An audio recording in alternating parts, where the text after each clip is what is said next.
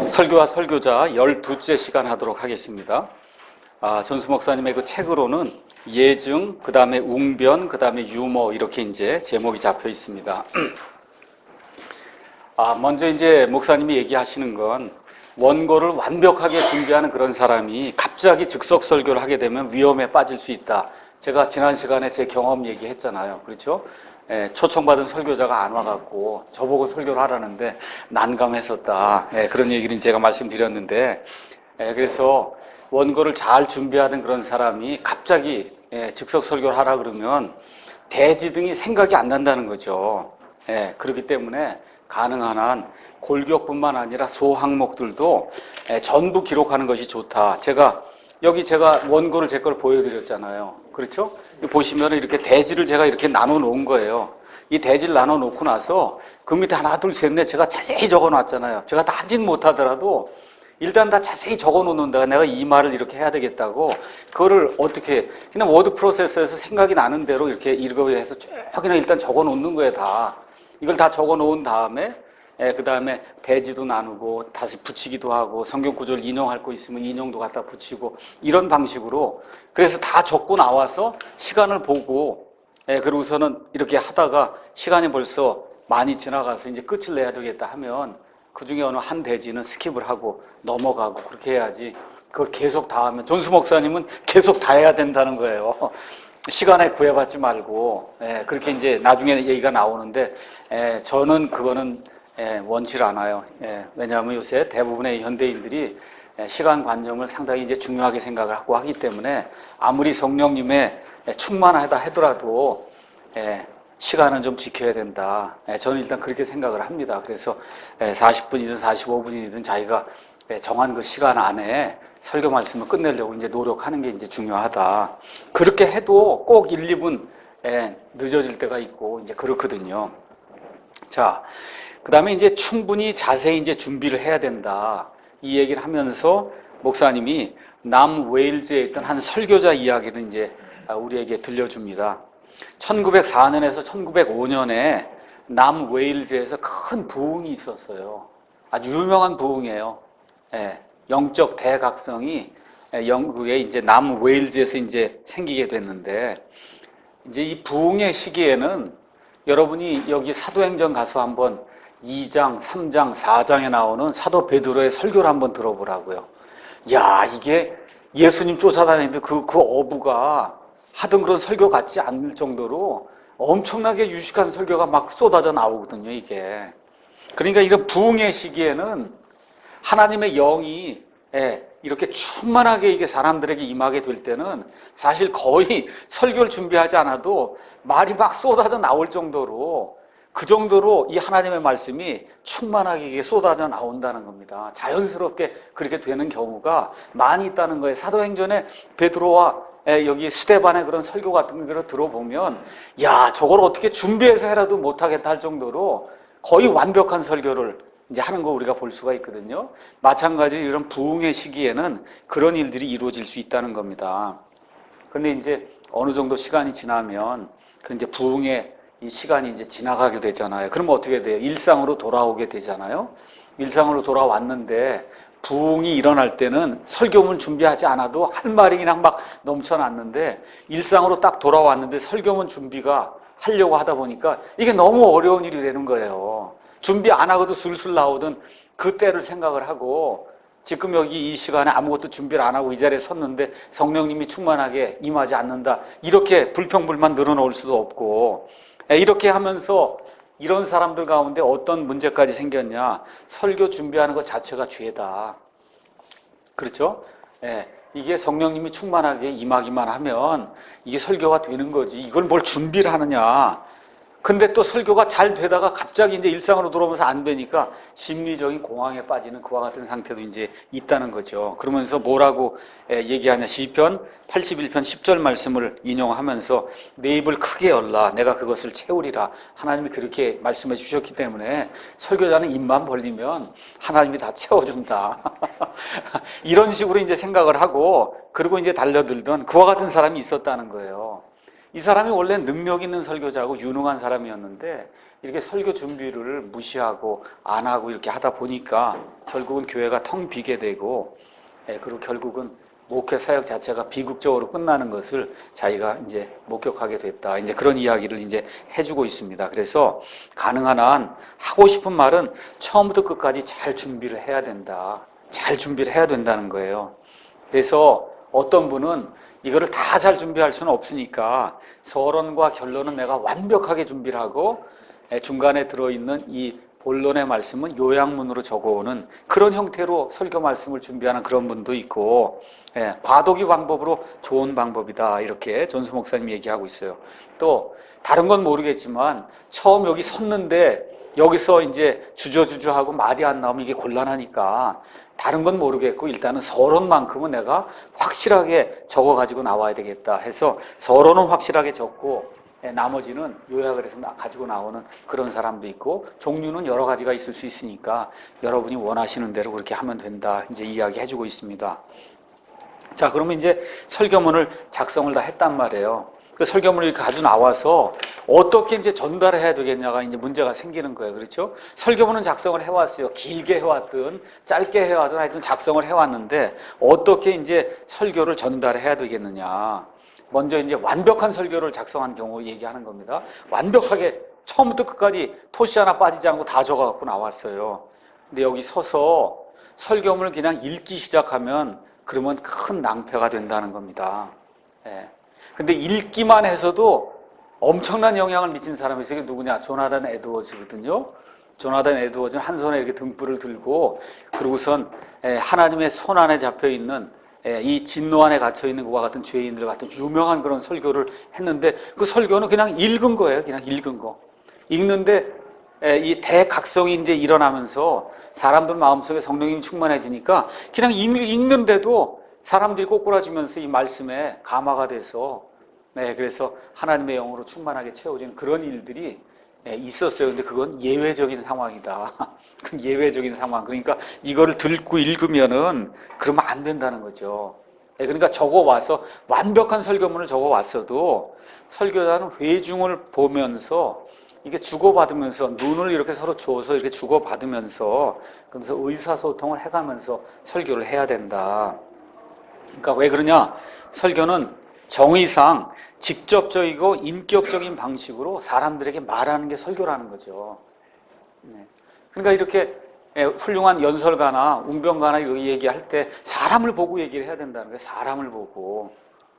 제가 이렇게 여러 설교자들을 이제 많이 보게 됐는데 참 좋은 인격을 가지고 이제 그러신 분들 가운데 사람을 안 보는 분들이 있어요. 어딜 보냐고 천장을 보든가 아니면 예배당 창문을 보든가 그래요. 사람하고 눈을 못 맞추고. 그러면 참 안타까운 거예요. 그건 대단히 안타까운 거예요. 참 좋으신 분이고 설교 내용도 잘 준비를 해오고 열심히 이렇게 해오는데 여길 보고 설교하면 어떻게 하냐고 여길 보고 아니면 이 창문을 보고 설교하거나. 근데 그게 왜 그러냐? 어떤 그 대인 관계나 이런 거에서 어떤 문제가 있는 분이거든요. 이제 이렇게 하다 보니까 얘기를 나누고 날 때 사람 눈을 바라보면서 얘기 나누는 거 그게 불편한 거예요. 이게. 근데 그게 불편하면 그럼 목회하기 힘든 거죠. 그렇잖아요. 그래서 그런 것들도 누가 가르쳐 줘야 되냐? 자매가 옆에서 보고 가르쳐 줘야 남편이 그럴 수 있어요. 자기 남편이 저기 보고 할 수 있다니까. 그게 그러면 빨리 가서 거기 보지 말고 사람 보라고. 사모들이 가르쳐 줘야 되는 거예요. 그게 그렇게 해야 되는 거예요. 안 되더라도 그렇게 하도록 노력해야 되는 거예요. 그러니까 옆에서. 근데 성도 중에 누가 목사님 여기 보고 하지 마세요 그렇게 얘기할 사람 거의 없어요. 그거 알고 있어도 그냥 얘기 못 한다고요. 그래서 제가 여기 가능하면 좀 자매들이 좀 듣는 게 좋다 그렇게 얘기를 하는 거예요. 이런 팁을 드리는 거예요.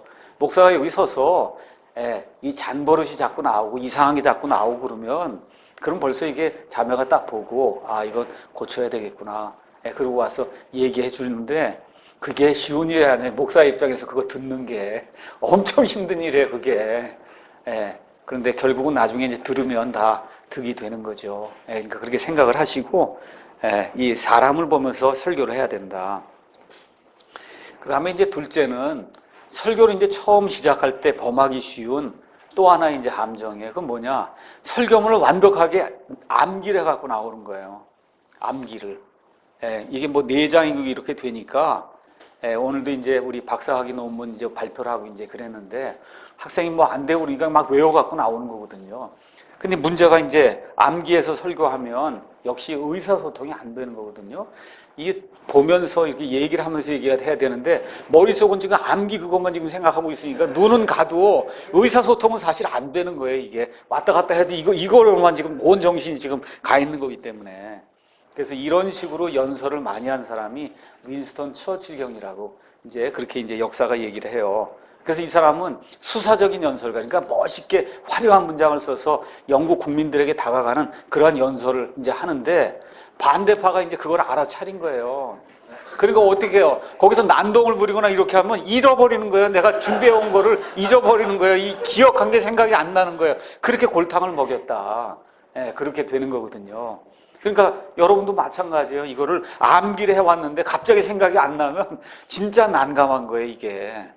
그래서 처음에 설교할 때는 저도 마찬가지고 안 될 때는 암기를 해갖고라도 와서 이제 해야 되겠다는 그런 마음으로 오는데 암기하는 거 열심히 하는 거 그것도 처음 시작할 때 나쁜 건 아니에요.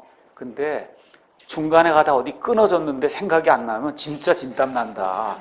그러니까 원고를 암기하면서 하더라도 원고를 이렇게 보면서 대충 어디쯤 내가 암기하고 있구나 이거 봐가면서 이렇게 해야지 거의 이거 무시하고 그냥 암기해갖고 나와서 이거 하다가 잘못하면 문제가 생길 수 있다. 그래서 이런 차원에서 설교자는 좀 웅변간 자유자재로 이렇게 좀 의사소통을 해가면서 이렇게 얘기하는 사람이 이제 웅변가라고 이제 얘기를 하는데 이런 웅변가가 되는 것이 좋겠다. 그러면서 이제 존스 목사님이 처음 설교하는 사람들을 위해서 이렇게 제안한 방법이 있어요. 그건 뭐냐? 처음에 이제 설교를 할 때는 완벽하게 문장을 적으라는 거예요. 적은 다음에 여기 나오기 전에 그거를 줄이라는 거죠. 그걸 줄여서 이렇게 요약문을 만들어 갖고 나오라는 거죠. 그렇게 하면 설교를 잘할 수 있다. 그러니까 하고 싶은 말을 다 타이핑을 쳐서 웬만큼 다 이렇게 문장을 다 만들어 놓고 그 다음에 줄이라는 거예요. 줄이라고 그렇게 이제 이야기를 해주고 있어요. 그래서 참 이게 가면서 이게 발전이 되는 건데 저 같은 경우 예를 들어 지금 저는 항상 이렇게 요약을 해서 가지고 나오거든요. 옛날에 10년 전쯤에 내가 한 설교를 어떤 데 이제 봐요. 야, 이걸 내가 어떻게 설교를 했을까? 그건 다 적어놓은 거야, 처음부터 끝까지. 이걸 가지고 내가 어떻게 설교를 했을까? 도저히 할 수가 없는 거야, 지금은. 다 적어놓은 설교 갖고는 할 수가 없는 거야, 지금은. 지금 이렇게 요약을 해갖고 와야 이걸 보고 가면서 얘기도 하고 이렇게 하는 가운데, 내가 자유롭게 생각나는 구절이 있으면 얘기할 수도 있고, 뺄 수도 있고, 뭐 이렇게 지금 얘기가 되는데, 처음에는 그게 겁이 나갖고 그래서 그걸 다 적어갖고 이렇게 했는데 지금은 절대 그렇게 못하겠더라. 할 수가 없어요. 어떻게 이렇게 할 수가 있을까? 그러니까 아마 대부분의 목사들의 경험이 처음에는 많이 적고 날이 가면 갈수록 이거를 줄여서 작게 이렇게 해서 갖고 나오는 것이 아닌가 이렇게 이제 생각이 듭니다. 그래서 어쨌든 가장 중요한 것은 영과 혼의 자유다. 또 자유 얘기가 나오는 겁니다. 그렇게 하면서 성령님이 우리 설교에 간섭하신다고 하는 이와 같은 그런 생각을 가지고 열려있는 자세로 임하는 것이 이제 좋다. 그렇게 지금 이야기를 하고 있습니다. 문장이 조금 거칠거나 완벽하지 못한 그런 문체를 구사해도 회중과는 좋은 교제가 될 수 있다는 거예요. 성령님이 함께 하시면 그 중에 대표적인 사람이 D.L. 무디예요. 학문을 안 했잖아요. 초등학교인가 중학교인가 뿐이 못 다녔으니까 이게 그러니까 영문법이 안 맞는 거예요. 쉽게 얘기하면 말을 하는데 영문법이 안 맞아요. 그러니 이게 미국에서는 그래도 괜찮은데 지금 영국으로 넘어가서 이제 지금 설교를 하는데 이런 뭐 옥스퍼드 대학 이런데 사람들 앞에 박사들 앞에 가서 하니까 이 사람들이 웃는 거예요. 이게 문법이 안 맞는 말을 하는 거예요. 문법이 안 맞는 말을. 그러니까 그렇게 그런 걸 판단한 사람에게는 이 무디의 말이 전혀 영향을 미치지 못했거든요. 그것이 아니라 영혼을 사랑하는 그 말, 그렇죠? 그의 자세와 그 안에 들어있는 이와 같은 모든 것들을 보면서 사람들이 은혜를 받고 정말 저 사람이 하나님의 영에 사로잡혀서 하나님이 기뻐하시는 그런 복음 사역을 하는구나 하는 그런 마음으로 받을 때는 문법이 조금 틀리면 어떠냐는 거죠. 문법이 틀려도 다 알아들 수 있는 거니까. 다만 문법이 틀렸다는 거지 다 알아들 수 있는 거거든요. 그래서 이런 걸 너무 염려하지 마라. 어떤 분들은 또 사투리를 사용한다.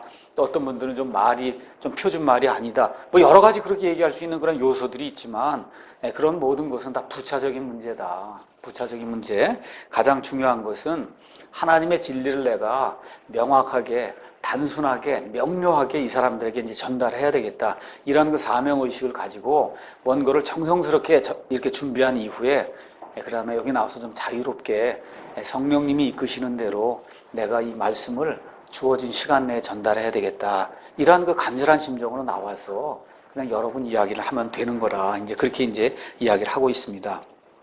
그러면서 아까도 이야기했던 학자들이 바울의 그 문체에 대해서 이의를 제기했다. 그의 말이 형편없다. 그건 진짜 사도 바울이 형편없는 사람이라 그런 게 아니거든요.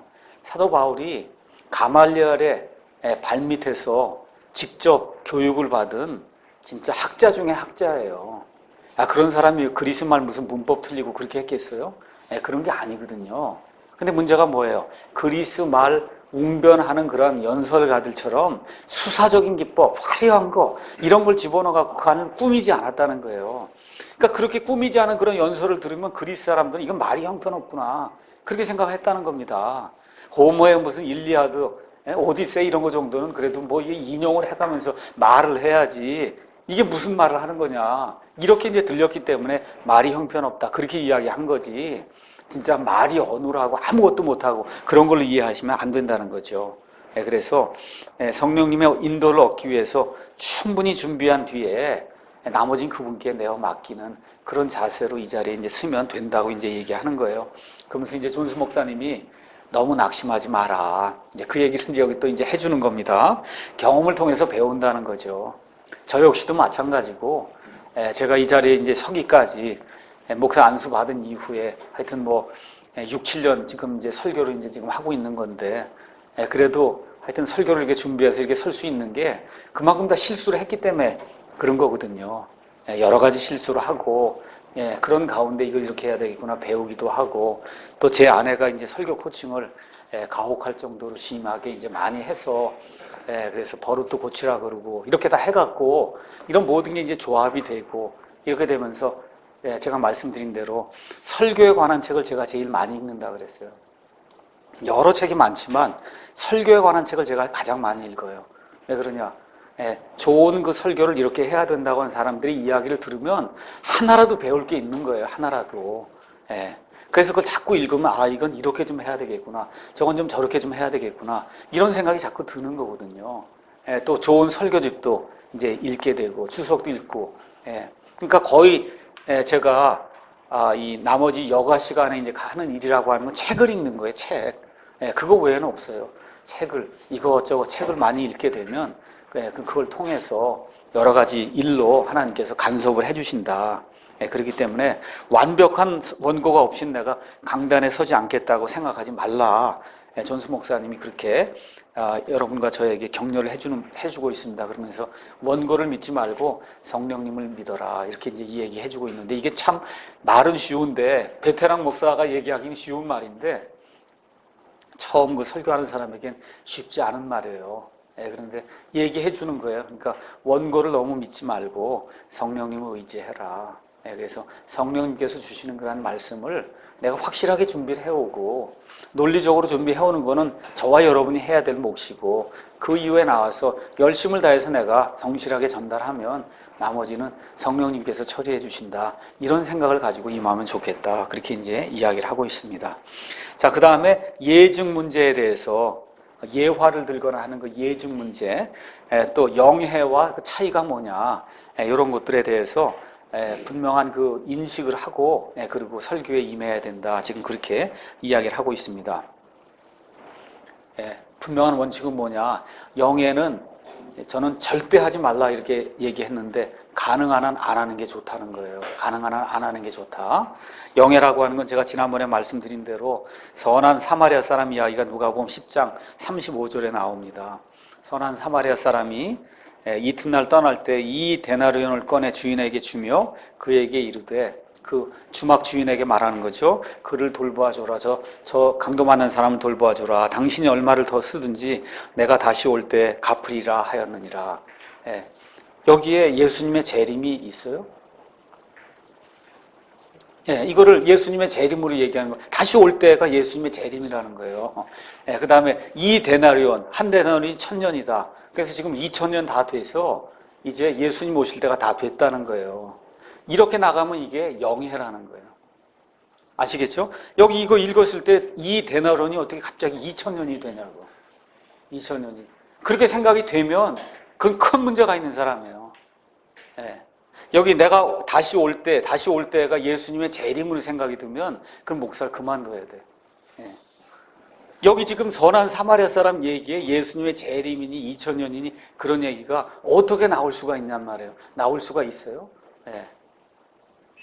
이런 거 성경에 나오는 무슨 몇 가지 돌이 나오면 그 돌이 뭘 얘기한다. 거기에 그런 얘기가 없는데 예를 들어 그렇게 한다든지. 거기 뭐 어떤 사람은 그러더라고요.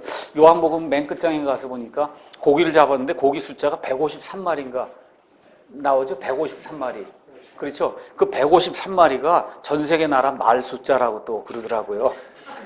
그러니까 그런 거 이렇게 다 영예거든요. 그게 영예. 그러니까 나중에 가서 전 세계 모든 나라에 가서 말씀을 전하는 게 그게 153마리 모든 나라 말로 그 말씀을 전하게 되는 거다. 그렇게 이제 이야기를 한단 말이에요. 그런 게 영예라는 거예요.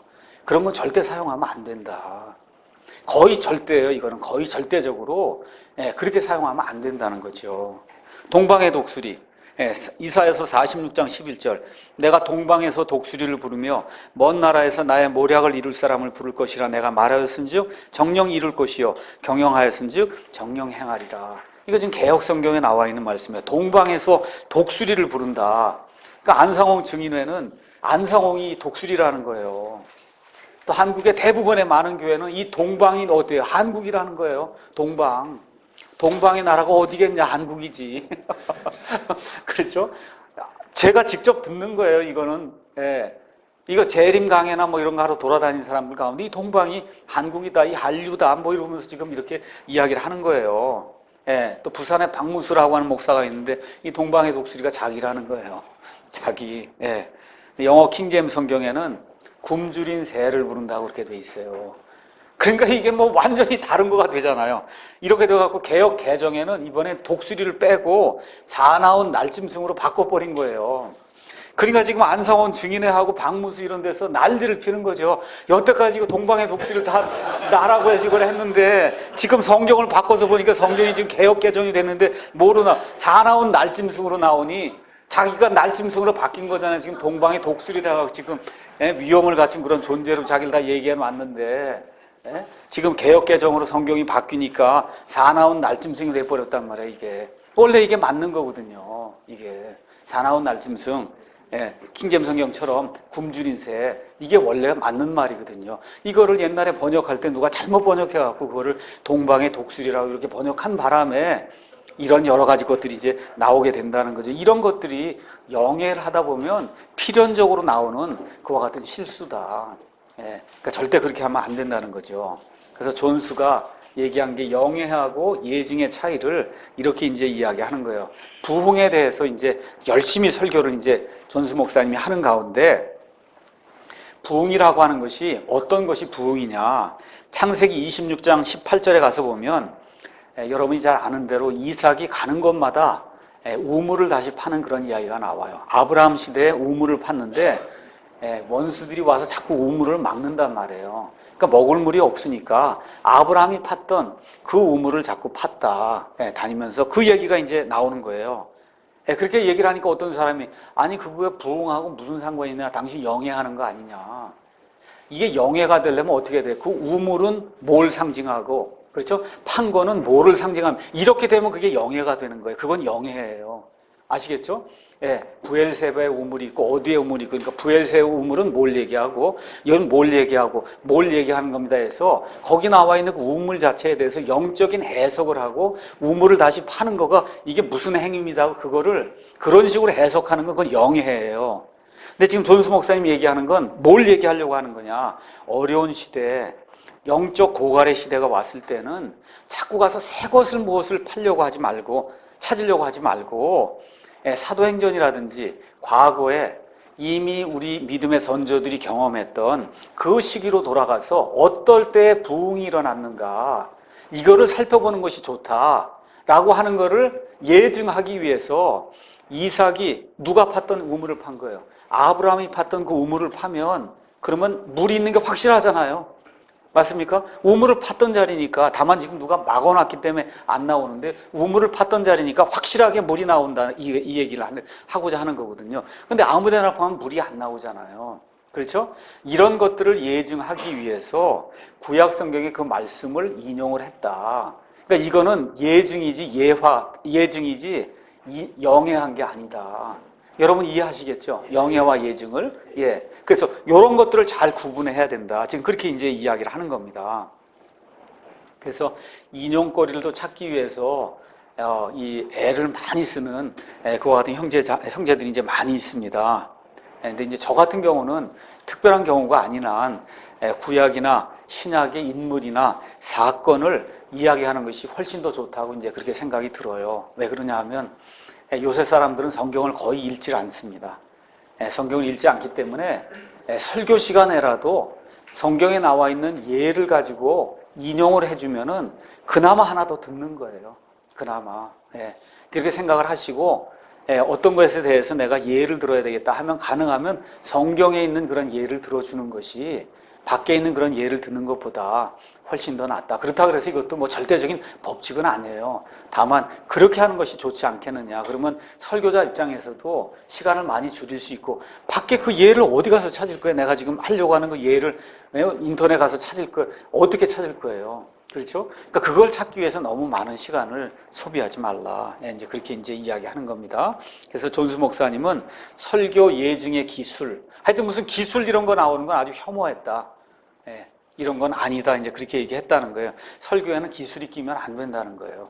아주 굉장히 단호한 그런 이야기인데, 하여튼 이것도 여러분이 잘 새겨 들으시기 바랍니다. 설교 예증의 기술 같은 책도 인용하는 거 어떻게 해야 된다. 한 번 정도 읽는 것은 나쁘다고 생각하지 않거든요. 아, 이럴 땐 이런 걸 인용을 해서 이런 방식으로 얘기하는구나. 여러분이 배우기 위해서는 얼마든지 가서 보고 살펴보고 예증집도 보고 얼마든지 해도 저는 상관이 없다고 믿어요. 다만 그것만 의지하지 말라는 거예요. 제가 여러분에게 드리고 싶은 거는, 저는 사실은 존스 목사님보다 더 자유를 드리는 거거든요. 더 자유를. 왜냐하면 존스 목사님 같은 경우는 말 그대로 천재예요. 이 천재이기 때문에 이 성경 하나만 가지고 이걸 갖고 해도 거의 또 이 20몇 살에 이제 의사가 될 때까지 영국 사람이나 이제 미국 사람 같은 경우는 책을 많이 읽어야 돼요. 의사가 된다, 무슨 프로페셔널 그런 직업을 갖는다 할 때는 책을 많이 읽어야 되는 거예요. 그렇기 때문에 이미 많은 지식이 그에게 들어있고 성경 학식이 그 안에 들어있기 때문에 자기는 그거 하나만 가지고, 그분이 뭐 컴퓨터 소프트웨어가 있어요? 뭐가 있어요? 아무것도 없잖아요. 이거 하나 가지고 설교 말씀을 작성한 거거든요. 그런 천재의 경우에는 그런 일들이 가능하다. 스펄전 목사님 같은 경우도 제가 어제 올려놓은 그 글 같은 데 이제 가서 보시면 알겠지만 무궁무진하게 설교가 나왔거든요. 왜 그러냐? 성경을 엄청 많이 읽었고 또 많은 사람들의 그런 그 설교 말씀을 듣고 설교집을 읽고 그렇게 했기 때문에. 근데 사실 저나 여러분 같은 이런 평범한 그 설교자들에게는 그런 걸 기대한다는 게 힘들다. 이게 우리의 현실이에요. 우리의 현실이다. 또 이 가운데에는 풀타임으로 전임 사역으로 목회를 하지 못하고 저처럼 직업을 가지고 목회하는 그와 같은 사람도 있을 수 있거든요. 그렇기 때문에 교회의 필요와 그 다음에 목사의 필요에 따라서 얼마든지 여러분이 자유롭게 책도 보고 공부도 하고 기술도 배우고 이런 일들을 하는 거 중요하다고 저는 그렇게 생각을 해요. 다만 거기에 너무 빠져갖고 그것만 의지하고 설교를 하려고 하다 보면 그러면 문제가 생긴다는 거예요. 반드시 생깁니다. 그러니까 내가 준비하는 그런 그 설교 말씀에 무언가 효과적인 걸 주기 위해서 내가 거기에 적합한 그런 예증이나 인용문을 찾아야 되겠다. 그런 것이 가까이 있어서 금방 찾아서 한다. 이건 괜찮은 거지만, 이 잘못하면 어떻게 되느냐 하면, 어떤 일이 생기느냐. 예증을 두고 설교 제목이나 설교 본문을 택하는 그런 케이스가 생긴다는 거예요. 엄청나게 좋은 거 하나 예증거리가 생겼어요. 그럼 그걸 가지고 설교를 이제 하려고 하는 그런 마음이 생긴다는 거예요. 이렇게 되면 곤란해진다. 이게 곤란해진다는 거죠. 그래서 예증거리를 찾는 대로 모아두는 것도 존수 목사님 반대를 했지만 대부분의 목사님들은 예증거리를 찾아서 모아두는 것을 적극 찬성했습니다.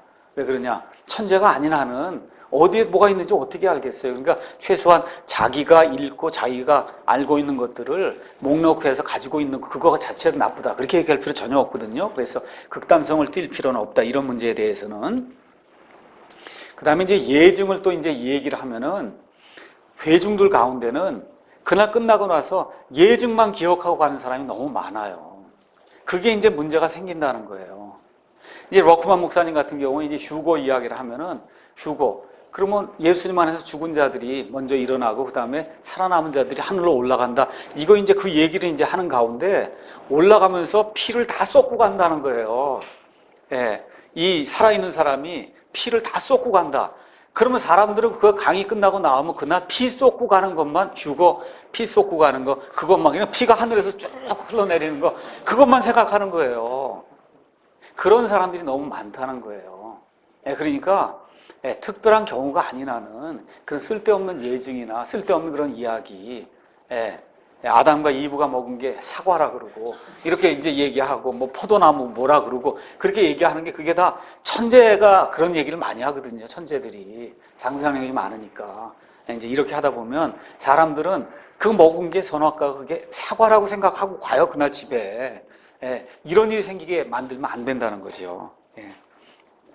그래서 예증의 목적은 진리를 잘 설명하고 드러내기 위한 거다. 특히 사람들은 목사 가족의 이야기를 이제 듣기 원한다는 거죠. 그래서 여기 존스 목사님 같은 경우 어떤 목사는 와서 심지어 자기의 성생활하는 그런 것까지 다 이제 설교 시간에 이야기하더라는 거예요. 이런 일은 수치거리다. 그러니까 이제 존스 목사님 같은 경우는 거의 자기 이야기는 하지 않았다. 자기 가족이나. 근데 그것도 여러분이 판단하셔서 얘기할 것이 있으면 이야기하되 항상 점잖고 누가 봐도 질서 있게 합당한 그런 이야기를 해야지 말이 안 되는 그런 이야기를 이 자리에 서서 하면 하나님의 사람으로서 합당치 않다는 겁니다. 그래서 설교자는 진리 자체만을 설교해야 하며 나머지는 다 부차적인 수단으로 여겨야 된다는 거죠. 뭐 인용을 하든지 뭘 하든지 여러분이 하는 모든 것을 다 부차적인 수단, 내가 전달하는 이 진리에 그 진리를 전달하기 위해서 조금 도와주는 그런 수단으로 여러분과 제가 생각을 해야 된다는 거예요. 그럼 자꾸 예증을 하면서 많이 사용을 하면 설교가 무력해진다는 거죠. 긴장을 잊는다는 거예요. 이런 이야기가 있네요. 이런 이야기도 있습니다. 뭐 이게 지금 뚫고 나가면서 앞으로 막 나가야 되는데 자꾸 쓸데없는 얘기를 이런 이야기도 있습니다. 저런 얘기도 있습니다 하고 나가면은 저 청중들이 왔다 갔다 한다는 게 뭘 얘기하는지 모른다. 그러니까 자꾸 그렇게 이야기하지 말라는 거죠. 그렇게 얘기하면 연예인 간증처럼 된다는 거예요. 목사의 설교가 아니라 연예인 간증처럼 된다. 그러니까 아마 이 존스 목사님 그 시대에도 연예인 간증이 영국에 상당히 성행했던 것 같아요. 그래서 그렇게 하면 아예 연예인 간증처럼, 그 연예인 간증하고 설교는 확연히 달라야 된다. 그걸 지금 분명하게 이야기하는 거예요. 그래서 예화나 예증은 분명한 사실관계를 확인하고 확실하게 얘기해야 돼요. 특별히 숫자를 불리지 마라. 저 같은 경우도 이제 그런 경향이 좀 있다고 제 아내에게 많이 이제 책망을 듣는데 어찌됐든 이 과학적인 거 진술하거나 이럴 때 특히 조심해야 돼요. 왜냐하면 대부분의 경우 목사는 과학이나 의학이나 이런 이과 계통의 어떤 일을 하는 사람이 아니고 문과 계통의 일을 하는 사람이기 때문에 과학적인 거 진술할 때 잘못 진술할 수가 있는데 여기 앉아있는 청중들의 반은 이과 출신이란 말이에요. 그렇죠? 그렇기 때문에 과학적인 진술을 제대로 해야 된다는 거죠. 하려면 제대로 하고 안 하려면 안 해야지 그거를 어중간하게 이렇게 진술을 해놓으면은 그러면 문제가 생긴다는 겁니다. 그래서 정확하게 진술하는 그런 방법을 택해야 된다. 자, 그 다음에 이제 상상력을 이제 사용을 해야 되는데, 이 상상력도 상당히 중요한 거다. 근데 이 상상력도 지나치면 이제 문제가 생긴다는 거예요. 그러니까 저같이 이제 이과 출신의 사람은 문제가 뭐냐? 상상력이 없는 거예요. 상상력이 없어요. 우리는 그냥 또 재면 30cm, 그렇죠? 이거 재면 1m. 이 얘기를 해야지 다른 거 어떤 거 상상을 못 해요. 이 처음부터 스타일이 그렇게 굳어져 왔기 때문에. 근데 이제 문과나 이렇게 말을 잘하는 사람은 상상력을 동원해서 말을 하기 때문에 아, 정말 저 사람 말 잘하는데 참 정말 멋있다. 예? 참 재미있다. 이렇게 얘기가 되는 거거든요. 그러니까 지금 상상력을 동원해서 설교하는 것도 중요한 거예요. 목사에게는. 할 수 있으면 하는 게 좋다는 거예요. 근데 그게 극단적으로 지나치면 안 된다는 거죠.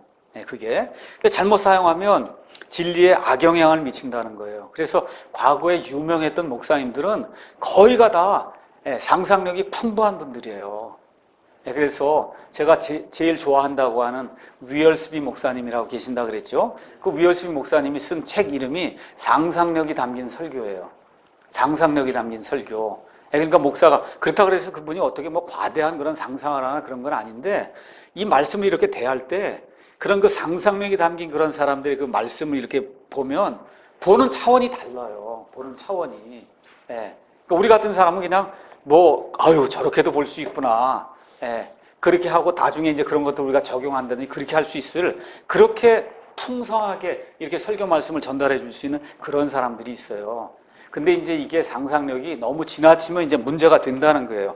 예를 들어 조지 위필드도 굉장히 이제 훌륭한 그런 설교자인데 상상력이 너무 풍부하다 보니까 문제가 이제 생긴다는 거예요. 그러면서 이제 여기 존스 목사님이 예를 든 거예요. 이제 절벽이 있는데 그 절벽에 소경하고 눈먼 소경하고 개하고 이제 지팡이가 이제 걸어가는, 이제 같이 이제 가고 있는 겁니다. 소경이 이제 지팡이를 들고 개가 이제 소경을 끌고 이제 이렇게 가고 있는 건데, 이 절벽인데 이제 가는 이 장면을 지금 뭐로 설명하고 있냐? 이 세상에 죄 가운데 죽어 있는 사람들이 눈먼 사람처럼 지금 지팡이 하나 잡고 그 다음에 개가 이끄는 대로 지금 이 절벽을 지금 가고 있는 이런 거다. 지금 그렇게 이야기를 하는 거예요. 근데 이 장면을 지금 설명하면서 상상력을 동원해갖고 지금 절벽 위를 지금 소경이 걸어가고 있다가 지팡이를 놓치고 개가 도망가고 이렇게 하니까 소경이 어딜 갈지 몰라갖고 말이죠. 안절부절하는 그런 모습을 상상력을 동원해갖고 이거 하니까 그냥 사람들이 너무 깜짝 놀라고, 거기에 한 분 체스터필드 경이라는 사람이 왔는데 그 사람이 그 조지 위필드 설교하는 걸 듣다가 갑자기 원 세상에 저러다가 소경이 죽겠어. 이런 얘기를 하고 할 정도로 사람을 그냥 이렇게 몰아넣는 거죠. 이 뭐라 그럴까, 이 상상력 속으로. 이게 좋은 것 같아도 사실은 뭐냐, 이거는 진리에 빠지는 게 아니라 사람이 상상력에 빠지는 거라는 거예요. 요거를 구분해야 된다는 거예요. 요걸 잘 구분해야 된다. 웨일즈에 이제 로버츠라고 하는 그런 목사도 있었는데, 이 사람이 이제 바닷가에 있던 몇 사람이 이제 모래길을 따라가는 거 이제 설명을 이제 하면서, 이 사람들이 이제 바위에서 잠도 자고 책도 읽다가 이제 썰물이 됐다가 이제 밀물이 돼서 물이 이제 들어오는 거예요. 밀물이 돼서 들어오는데 아무도 알아차리지 못하고 있는 걸 이제 설명하는 겁니다. 아무도 알아차리지 못하고 있다가 이제 밀물이 막 들어오니까 사람들이 이리 뛰고 저리 뛰는 그런 모습을 막 설명하면서 피해야 됩니다 하고 이제 얘기를 하니까 거기 앉아있던 사람들 몇 사람이 뛰어나갔다는 거예요. 너무나 극적으로 이걸 설명을 하니까. 그게 상상력을 동원하는 거거든요. 그러니까 저도 특히 이제 이런 게 어디에 많냐 하면 미국 사람들이 많아요. 미국 사람들은 말을 워낙 잘해요. 워낙 잘해. 그러니까 예를 들어 예수님 십자가 처형에 닥치고 할 때 그거 가시채찍으로 맞고 하는 거 이런 거 표현을 할 때 어떤 목사님 거 들으면 야 진짜 저렇게 잘할 수 있을까 할 정도로 그렇게 리얼하게 해요. 그렇거든요. 그러니까 푹 빨려 들어가죠 사람들이. 근데 이제 존스 목사님이 얘기하는 게 그게 꼭 진짜가 그거 아니라는 거죠. 진짜 가시채찍이 그렇게 됐는지 보지 않았잖아요. 그렇잖아요. 그것도 이런 모습까지 이렇게 다 해갖고 그래갖고 이게 와갖고 이 등을 친다고 그렇게 꼭 한다. 그게 그렇게 생겼는지 안 생겼는지 지금 우리가 모르잖아요. 그렇잖아요. 그러니까 상상력을 동원해서 칠 때마다 예수님의 그 등에서 그냥 살이 이만큼씩 뜯겨 나갔다고 그러고 이렇게 한번 하는데, 그런 설교를 이렇게 들으면 이야 진짜 참혹했구나 이렇게 되면 거기 푹 빠져드는데, 그게 까딱 잘못하면 그 사람의 상상력에 빠져드는 거지. 예수님이 고통을 당해서 우리의 죄를 짊어졌다고 하는 거, 요걸 놓치기 쉽다는 거, 요걸 놓치기가 쉽다.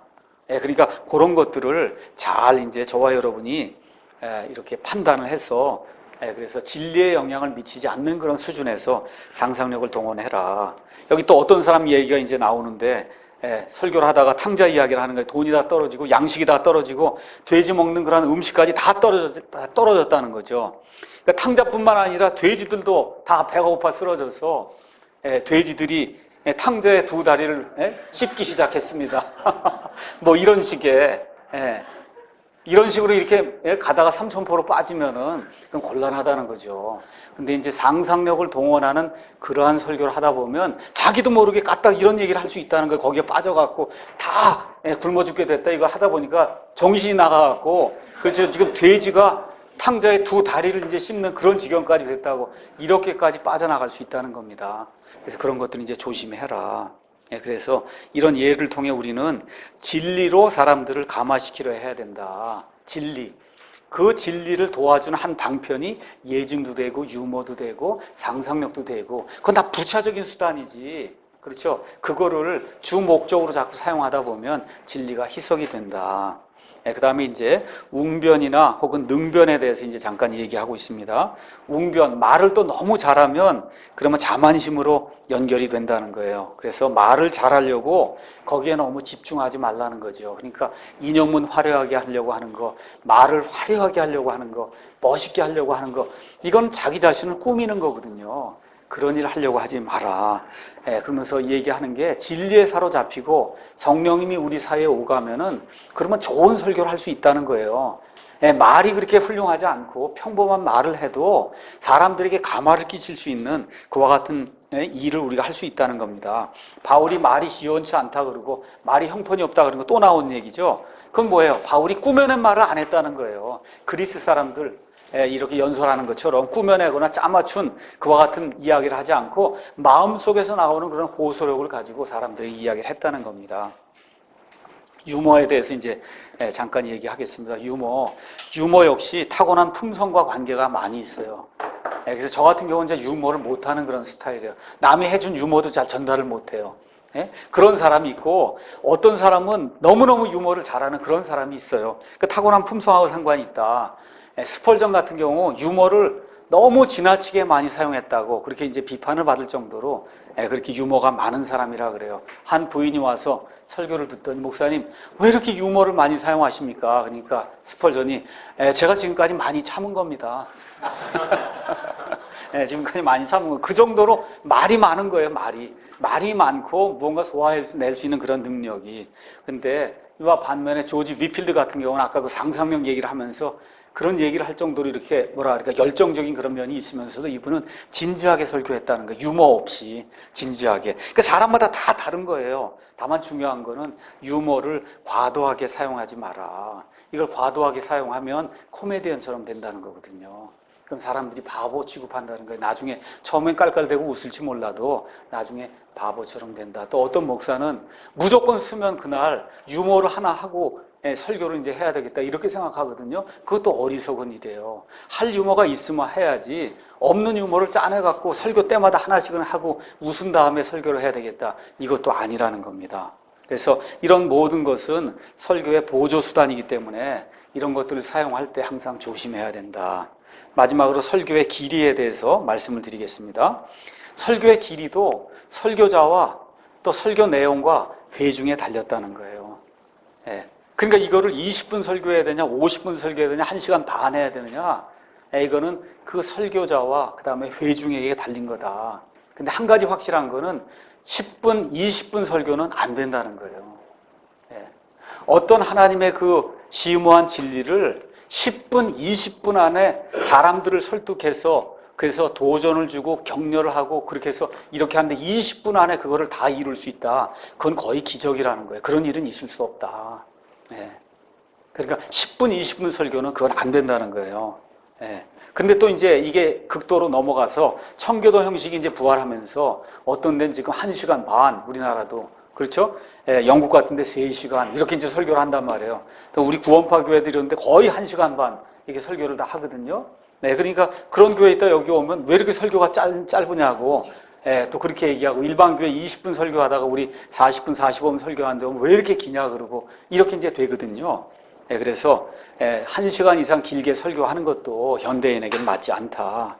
예, 그래서 설교자는 진리와 메시지에 따라 시간의 길이를 잘 조정해서 하는 것이 중요하다.